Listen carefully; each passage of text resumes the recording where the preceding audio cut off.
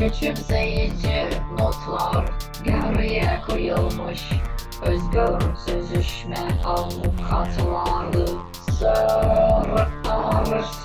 Glen 20'ye onların neşesine not almak. Alay hak hukuku tartışmaları kollarını açıp kucaklattı. Bilinçli açlık geriye dönüyor yarınkiyenin yolculuk.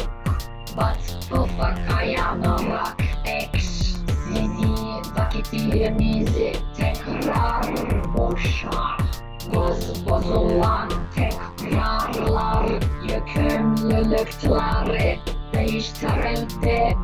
Sisteminizde tıkanık yok.